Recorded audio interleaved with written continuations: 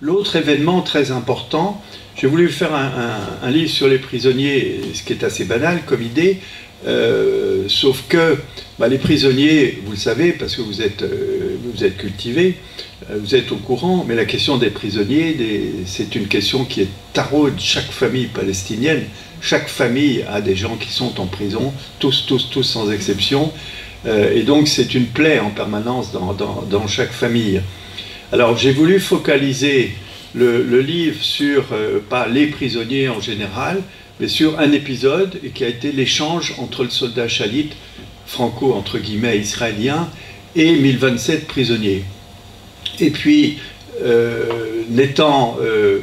ayant la chance de pouvoir rentrer dans la bande de Gaza, j'ai la chance de pouvoir parler à peu près à qui je veux, sauf Yahya Sinwar, je dis ça amicalement, et donc j'ai eu la chance de pouvoir m'entretenir, et ça fait 20 ans que je m'entretiens avec lui plusieurs heures à chaque fois que j'y vais, avec Mahmoud Zahar. Et Mahmoud Zahar était le chef des négociations du côté palestinien pour l'échange contre le soldat Shalit. Donc il m'a raconté complètement ce récit. Et puis en parallèle, j'ai montré à quel point aussi cette histoire de franco-israélien était un véritable scandale. C'était quelqu'un qui n'avait rien de français, qui ne parlait pas le français, ses parents non plus, et qui a été soutenu d'une façon éhontée en France. Donc disons que c'est l'occasion d'envoyer un coup de patte au lobby pro-israélien, à tous ceux qui ont affiché la photo du soldat Shalit pendant des années sur le parvis de la mairie de Paris quand même. Tout ça n'est pas très glorieux. Et donc, la technique de l'échange, elle est intéressante à lire aujourd'hui parce que, évidemment, l'un des objectifs de l'offensive palestinienne du mois d'octobre, eh bien, c'est de réaliser un échange avec un maximum de prisonniers.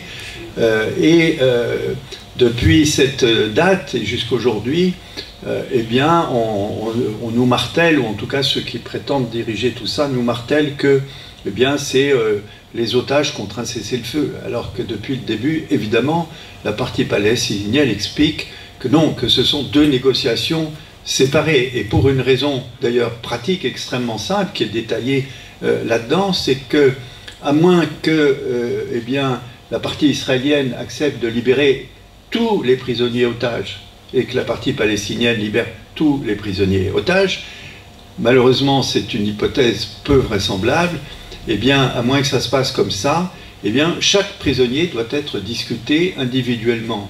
En ce sens que du côté palestinien, et depuis longtemps, eh bien, l'exigence, c'est de libérer les prisonniers, d'abord les femmes et les enfants, puis les prisonniers de longue peine, les prisonniers âgés et les malades. Voilà, c'est ça la priorité. Alors évidemment, ça fait sursauter les Israéliens qui préféreraient libérer 2000 personnes qu'ils ont arrêtées la veille et de garder les autres en prison. Mais ça, ce n'est pas l'objet de la négociation, c'est sans objet. Donc cette négociation sur les échanges d'otages, prisonniers, eh bien, ça se passe sur des années et ça se passe avec, du côté palestinien en tout cas, une triple consultation, c'est-à-dire parce qu'il n'y a personne qui connaît personnellement les dossiers des 1000 incarcérés. Donc il faut demander des avis. Alors il y a l'avis de la branche politique, il y a un certain nombre de noms auxquels il tient, il y a l'avis de la branche militaire qui en connaît un certain nombre, il y a l'avis des prisonniers eux-mêmes, car depuis des années, et Yahya Sinwar le raconte, et je le raconte dans le bouquin, ici, il y a des listes de prisonniers à échanger qui circulent entre les prisons, malgré la difficulté de communication. Il y a des moyens de communiquer, mais c'est compliqué. Il y a des listes, et par exemple, Salah Shehadeh, avant son assassinat, avait confié une liste à Yahya Sinwar en lui disant, s'il y a un échange de prisonniers dans le futur, voici la liste qu'on a constituée avec tous nos camarades.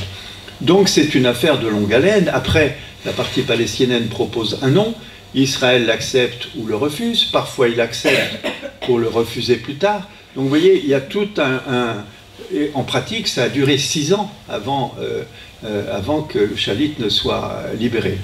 Donc la négociation sur les prisonniers, ça ne peut pas être couplé chronologiquement avec une négociation sur le cessez-le-feu et la levée du siège. Voilà, donc ça c'est l'histoire de l'échange de 2011, qui a abouti en 2011, Et parmi les longues peines, eh bien, il y avait justement Yahya Sinwar, entre autres. Il y a aussi Taoufik Abounaïm qui a été ministre de l'Intérieur. Beaucoup de gens que j'ai rencontrés avec beaucoup d'intérêt.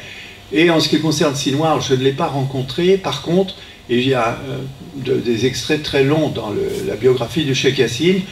Il y avait un alter ego de Yahya Sinwar qui était avec lui tout petit. À l'école, il y avait 3 ans de différence ou 2 ans de différence, mais quand même, ils se sont suivis tout le temps.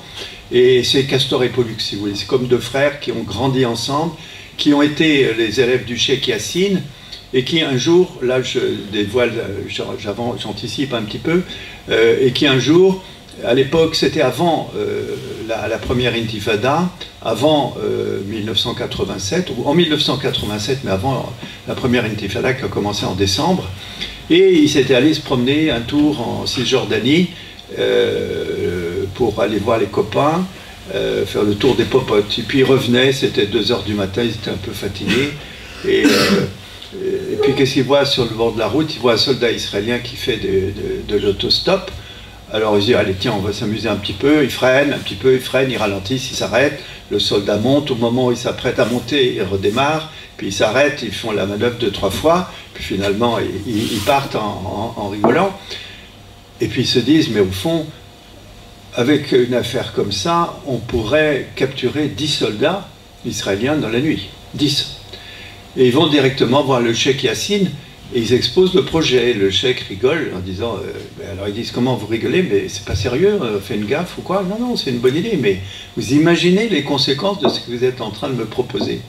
Et en pratique, si vous voulez, je raccourcis, mais il se trouve que Yahya Sinwar et Raoui Mouchtarak, qui est celui avec lequel j'ai eu cet entretien très long, eh bien, ont été libérés à la suite d'un échange et après 23 ans de prison. Ils ont été bénéficiaires un petit peu de cette idée qu'ils avaient lancée d'arrêter des soldats et de les échanger.